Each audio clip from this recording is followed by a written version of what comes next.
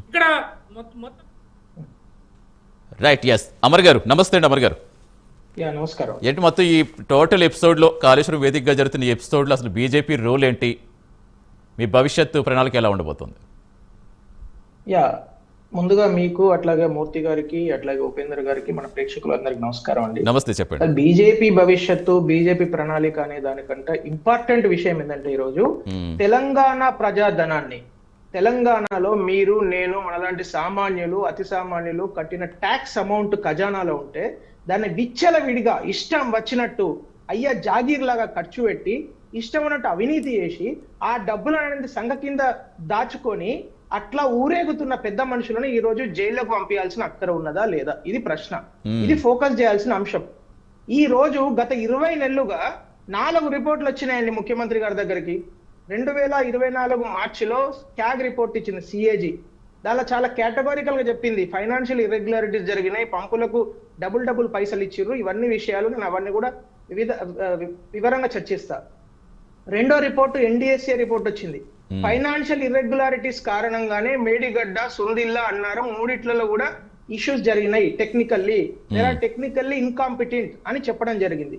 మూడో రిపోర్ట్ ఏమొచ్చింది, వాళ్ళ ఓన్ అంటే తెలంగాణ డిపార్ట్మెంట్ అయిన విజిలెన్స్ అండ్ ఎన్ఫోర్స్మెంట్ డైరెక్టరేట్ ఇచ్చిన రిపోర్ట్. దానిలో చాలా కేటగారికల్ గా 17 మంది ఇంజనీర్ల పేర్లు ఇచ్చి 17 మంది ఇంజనీర్ల పైన, అట్లాగే ఎల్ఎన్టీ సంస్థ మీద క్రిమినల్ ప్రొసీడింగ్స్ స్టార్ట్ చేయండి ఇమీడియట్ గా అని చెప్పడం జరిగింది. 4వ రిపోర్ట్ అయినటువంటి నిన్న ఘోష్ కమిషన్ నివేదిక.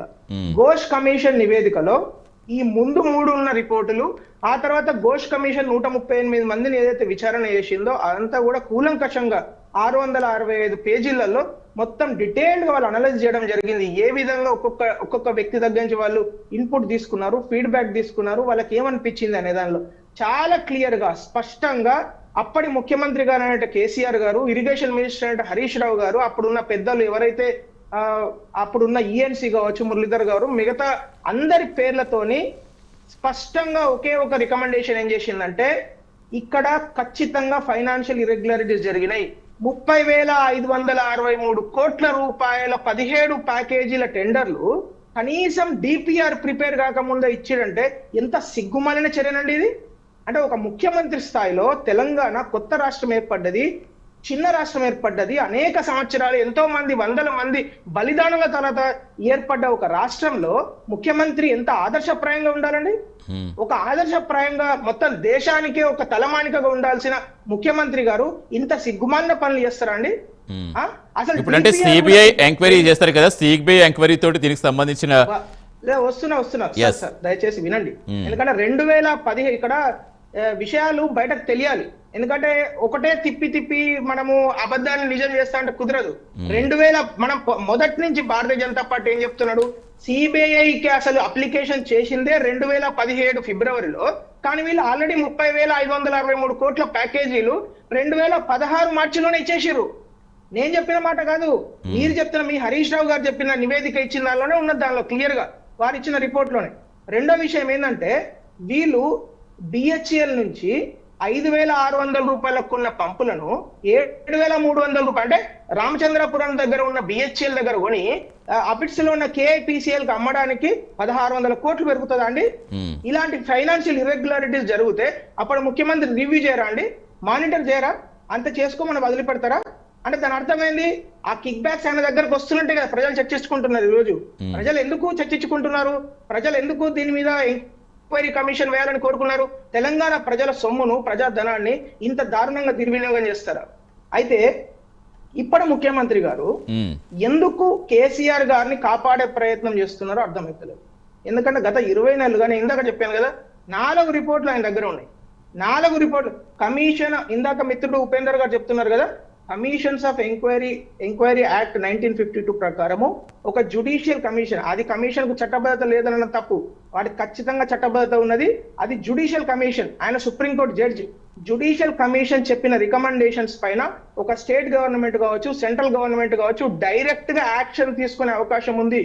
కానీ ఈయన తీసుకోవట్లేదు. ఎందుకు అంటే కేసీఆర్ గారు అంటే భయపడుతున్నాడు. కేసీఆర్ గారిని జైలుకు పంపేందుకు, హరీష్ రావు గారిని జైలుకు పంపేందుకు ఇప్పటి ముఖ్యమంత్రి రేవంత్ రెడ్డి గారు భయపడుతున్నారు. భయపడడం వల్ల నాకు చేత కాదు, అయ్యా మహాప్రభు నాకు చేతనైతే లేదు అని సిబిఐ దగ్గరికి దండం పెట్టుకోవడానికి వెళ్తున్నాడు. Right. కానీ దయచేసి అర్థం చేసుకోండి, నేను ఇది భారతీయ జనతా పార్టీ అని కాదు, నేను ఒక కామన్ అబ్జర్వర్ గా చెప్తున్నాను. ప్రజాధనము తిన్న ఏ తిమంగళాన్ని కూడా వదిలే ప్రసక్తే లేదు. అది సిబిఐ ఖచ్చితంగా ఈ స్కామ్ లో, ఈ కాళేశ్వరం అనే ఒక స్కామ్ లో ఎన్ని వేల కోట్ల కుంభకోణం జరిగింది, ఎన్ని వేల కోట్లు ఎవరెవరి కడుపులోకి వెళ్ళినాయి, ఎవరెవరికి సంఖలోకి వెళ్ళినాయి, అన్ని బయటపడే రోజు ఖచ్చితంగా వస్తుంది. ఎందుకంటే తెలంగాణ ప్రజల సొమ్ము అదేమి పైనుంచి ఊడిపడ్డ సొమ్ము కాదండి. దయచేసి అర్థం చేసుకోండి. కష్టపడి రైతులు మనలాంటి సామాన్యులు కట్టిన ట్యాక్స్ అమౌంట్ అది. అదేమి ఎవరి అయ్యే జాగిరి కాదు. ఇది తెలంగాణ ప్రజాధనం అనేది ఎవరు పడితే వాళ్ళు ఇష్టం ఉన్నట్టు ఖర్చు చేసి నాకేం సంబంధం లేదు, మొత్తం తినేసిన నేను, కానీ ఎవరు ఏమనొద్దు, నన్ను ఎంక్వైరీ చేయొద్దు, నన్ను జైలుకు పంపొద్దు అంటే కుదిరే ప్రసక్తి లేదు.